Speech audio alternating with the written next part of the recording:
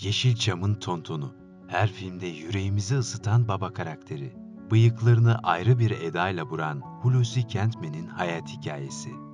Hulusi kelime anlamı olarak saf, halis, içi temiz, içten, candan manasına geliyor. Sanki Hulusi Kentmen'in ailesi nasıl bir çocuk, nasıl bir genç, nasıl bir baba, nasıl bir tonton olacağını önceden sezmiş de adını ona göre koymuş. Hadi bir düşünün, Sezercik izleyip de rolündeki babacan tavrı, sildiği gözyaşını görmeyen var mı? Ya da O Olsun filminde oğullarına despot bir baba görüntüsü çizerken sonunda dayanamayışını. Baktığımız ve gördüğümüz her yerde duruşunu, göz süzüşünü, pos bıyıklarının altından ince ince gülüşünü. Hem ona baba demeyen kim kaldı ki? Sadece bizim değil, tüm Yeşilçam'ın babasıydı o. Tepesine attırmayacaksınız ama. Affetmez, basar beş kardeşi. O sinir küpü olup bağırıp çağırsa bile daha sonra kıyamayıp üzüleceğini, söylediklerinden pişman olacağını önceden biliriz. Sadece bir oyuncudan ibaret değildi o. Ayrıca usta bir kemancı ve fotoğrafçıydı. Minik torunuyla keman çalıp bizi büyüleyişini hiç unutmadık. O 1940'lı yıllarında, 50'lerinde, 60'larında, 70'lerinde, 80'lerinde oyuncusuydu. Bu öykü öyle sıradan bir adamın öyküsü değil. 500'den fazla filmde rol alan, her rolün hakkını veren, onlarca yıl sonra bile unutulmayıp adına şarkı yazılan, her daim zengin, fabrikatör rollerinde görsek de köşklerde, yalılarda yaşasa da gerçek hayatta belediye otobüsüyle eve gidecek kadar parası olan, diğer Yeşilçam oyuncularının aksine 60 yıl aynı kadını sevip ona bağlı kalan bir adamın öyküsü. Hulusi Kentmen 20 Ocak 1912'de Bulgaristan Krallığı'na bağlı Tirnova şehrinde doğdu. Göçler sırasında ailesi Türkiye'ye göçtü. Çocukluğu İzmit Körfezi'nde geçti. Şen şakrak, sokaklarda koşturan oyunbaz bir çocuktu Hulusi. Akçakoca İlkokulu'yla eğitim hayatına başladı. Okulun tiyatro salonunda koşturarak büyüdü. Oyunculuk damarlarına işte buradan girdi. İlk öğrenimine Akçakoca'da başlayan Kentmen daha o günlerde oyunculuğa sevdalanmasını TRT'ye verdiği bir röportajında Akçakoca İlkokulu'nda bir tiyatro salonumuz vardı. Birkaç defa orada sahneye çıktım, bulaştı sözleriyle aktarmıştı. İçine bu aşkı mühürleyip eğitim hayatının ve ailesinin koşullarına göre yoluna devam etti. Deniz Assubay Okulu'ndan mezun oldu ve bir gün emekli olup da sanat yapana kadar Türk Deniz Kuvvetleri'nde assubay olarak çalıştı. Kentmen Deniz Assubay Okulu'nda eğitim aldıktan sonra Deniz Kuvvetleri'nde denizaltıcı assubay olarak görev yaptı. Bir müddet kara hizmetinde de bulunan sanatçı askerlik görevini sürdürürken ilk kez vodvil türündeki Hisse-i Şaiya oyunuyla sahneye çıktı. Hulusi Kentmen Ülkü Erakalın'a verdiği röportajda deniz tutkusunu şöyle dile getirmişti. Yavuz zırhlısı yaralı, henüz tamir edilmemiş. Bütün ihtişamıyla İzmit'te yatardı. Biz o devirde ortaokula gidiyorduk. Aşağı yukarı sınıfın yarısı denizci olmaya heves ederdi. Deniz tutkusu öncelikle Körfez'de oturuşumuzdan geliyor. Ayrıca babamın bir sandalı vardı. Onunla beraber balığa giderdim. Ona yardım ederdim. Bahriyelilerin o afilli kostümleri ve denizin o yosun kokusu yok mu? O bambaşka bir şey. Dolu dizgin bir çocukluk sonrası askeriyenin disiplini altında çalışan ama asla içindeki oyunculuk ateşini söndürmeyen Hulusi Kentmen 1961'de mesleğini sonlandırdı. Mesleğinin de hakkını vermişti. Saygısında ve disiplininde asla kusuru olmadı. Üstleri de askerlik mesleği boyunca sanat yapmasına hoşgörü gösterdi. Belki de bir gün post bıyıklı, sert görünümünün altında yufka bir yürek taşıyan o tonton dedemizi, Hulusi Kentmen'i hayatımızın bir parçası yapan da bunların toplamıydı. Onu keşfeden ve sinemaya tanıtan isim Burhan Tepsi oldu. Profesyonel anlamda ilk sinema filmi 1942'de oynadığı Sürtük filmiydi. Ve Hulusi Kentmen evlenir. Bu başlık aslında başlı başına bir konu olabilirdi. Çünkü burada çok büyük bir aşk var. Bu Refika Hanım ve Hulusi Baba'nın ömürlük aşkının hikayesi. İlk aşka düştüklerinde Refika Hanım 17'sindeydi. Hulusi Baba ise 27 olmuştu. Refika Hanım'ın yaşının küçük oluşu, aralarındaki yaş farkı, hiçbir şey onlara engel olamadı. 26 Kasım 1938'de attıkları imza sadece evlilikleri için değil, ömürlük sürecek bir aşkın, hatta dostluğun nişanesi olarak atılmıştı. Kadıköy'de rıhtımı gören bir sokakta aylık 11 liraya kiraladılar ilk evlerini. Hulusi'nin maaşı 40 liraydı. Kiraya da, gezmeye de, yemeye de yetiyordu.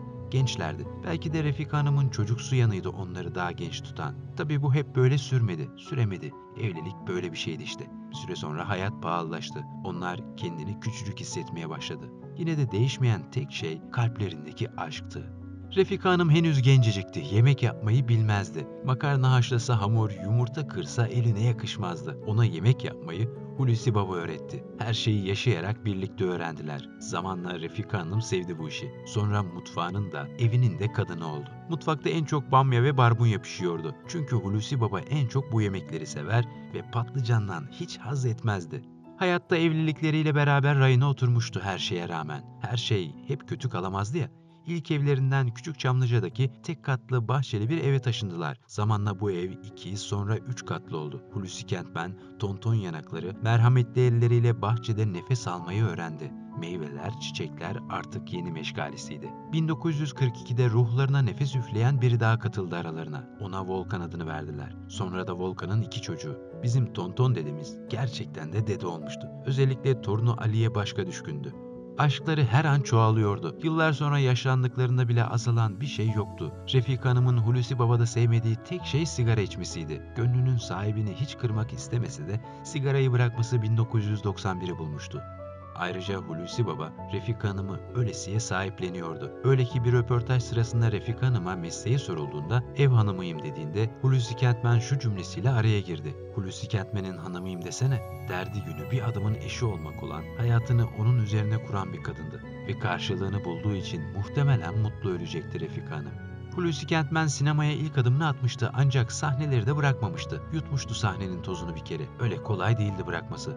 Hobisi miydi, mesleği miydi ayırdı yoktu. İçinde biriken sevgi sonunda taştı. Bir topluluk oluverdi. Adı da Hulusi Kentmen Tiyatro Topluluğu oldu. Bu toplulukla beraber birçok oyun sahnelediler. Turnelere çıktılar. İlk filmden sonra hızını kesmedi Hulusi Kentmen. 1948'de İstiklal Madalyası, 1949'da Şehitler Kalesi, 1950'de Estergon Kalesi, Zülfikar'ın Gölgesinde, 1951'de Barbaros Hayrettin Paşa adlı sinema filmlerinde rol aldı. İyi bir filmin iyi senaryoyla mümkün olacağını savunan sanatçı bir röportajında neden iyi rollerde yer aldığını hem komediye hem drama uyum sağlayabiliyorum. Yalnız kötü adam oynayamıyorum. Çünkü tipim kötü adama müsait değil. Bir defa oynamaya kalktım. Bir şeye benzemedi sözleriyle açıklamıştı. 1942-1988 yılları arasında 500'e yakın film sığdırdı. Filmlerde onu Kemal Ergüvenç ve Rıza Tüzün seslendirirdi. Adile Naşit, Münir Özkul, Kemal Sunal, Tarık Akan gibi sevdiğimiz nice isimle izledik onu. O bıyıklarını buruşu, tatlı tatlı gülüşü, yufka yüreğinin asla gizlemediği sert bakışları, dürüst babacan tavrıyla tanıdık, sevdik Hulusi Kentmen'i. Kah komiser oldu, kah esnaf, kah hakim, kah fabrikatör baba ama hepsinde yeri geldi babamız, yeri geldi o pos bıyıklı tonton dedemiz oldu. Tiyatro ve sinemanın arasına 2 de televizyon dizisi ekledi Hulusi Kentmen. 1978'de Yorgun Savaşçı, 1985'te de Acımak adlı dizilerde rol aldı. Hulusi Kentmen gibi. Bu deyiş artık halk arasında anlamlı bir şekilde kullanılan bir söz grubu olmuştu. Ne zaman ki tatlı sert babacan bir tavırdan bahsedilmek istense bunu anlatmak artık Hulusi Kentmen gibi benzetmesiyle çok kolaydı. Özellikle sinemayla halkın üzerine müthiş bir etki bırakmıştı. Çünkü oynadığı filmlerin her karesinde kendi özüyle hatta adıyla bulunuyordu. Belli ki oynadığı karakteri kendinden kattığı çok şey vardı. Onu hemen hemen her filmde görmek mümkündü. Yoksa da mutlaka bir fotoğrafı duvardaki çerçeveden izleyicisine gülümserdi. Sinemadan sonra içine düşen en büyük tutku fotoğrafçılık oldu. Kendini yetiştirmek için çok çalıştı. Emek ve para harcadı. Hatta ilginç bir şekilde bu işten iyi para kazandı. Fotoğraf çekerek değil ama çektirerek. Her şey 1983'te çıktıkları Avrupa turnesinde başladı. Bulundukları bölgede çok Türk işçi vardı ve hepsi de Hulusi Kentmen'le fotoğraf çektirmek için yarışıyordu. Fotoğrafları çeken fotoğrafçıya ara verdiklerinde bir konuşma sırasında şaka yapmak maksadıyla artık her fotoğraftan yüzde isterim dedi.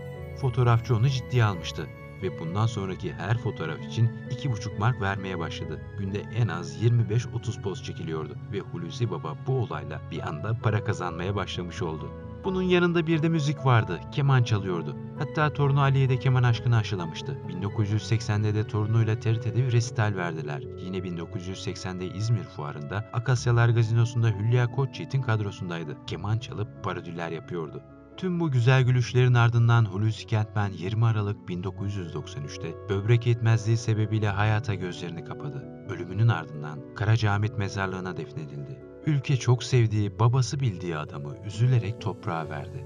1993'te yani Hulusi Kentmen'in öldüğü o yıl dönemin Üsküdar Belediye Başkanı Doktor Niyazi Yurtsever, Çamlıca'da evinin olduğu sokağa Tonton dedemizin adının verilmesini sağladı. Her ölümün ardından olduğu gibi bu ölümün ardından da iyi kötü olaylar gelişti. Çok sevdiği bir arabası vardı Hulusi Kentmen'in. 1956'da bir arkadaşıyla Amerika'ya gidip almıştı. Hayranlık duyduğu 1956 model Ford Fairlane'ini. Türkiye'ye getirmek tam 28 gün sürmüştü. Ona öyle değer veriyordu ki bazı zamanlar karşısına geçer, bir keyif kahvesi eşliğinde uzun uzun seyrederdi. İşte o yüzden onu en değer verdiği insana miras olarak bıraktı.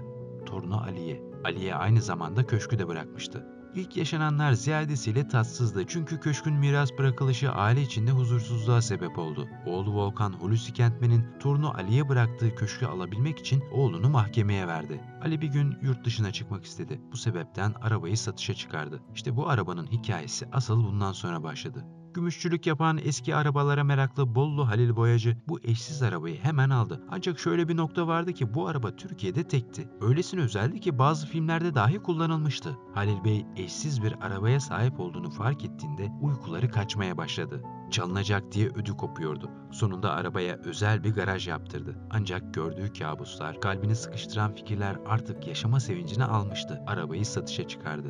Hulusi Kentmen ölümünün 21. yılında İstanbul Klasik Otomobilciler Derneği'nin düzenlediği bir etkinlikte anıldı. İşte o gözbebeği arabası bu anma töreninde sergilendi. Ayrıca anısına bir mal mumu heykeli de yapılmıştı. Yazar, oyuncu ve araştırmacı Sunay Akın, Hulusi Kentmen'le ilgili bir anısına önce Çocuklar ve Kadınlar kitabında şu cümlelerle yer verdi. Sert görünümlü ama iyi yürekli ve genellikle de fabrikatör baba rolünde görürüz onu. Hulusi Kentmen'den söz ediyoruz tabii ki. Bu arada kendimize bir torpil geçelim ve son sınıfı okuduğum Koşulu Kazım İşmen Lisesi'nden eve dönerken Kadıköy otobüsünde Hulusi Kentmen'le sık sık karşılaşıp sinema sohbetlerine daldığımı da bir martı gibi periskopun üstüne konduralım.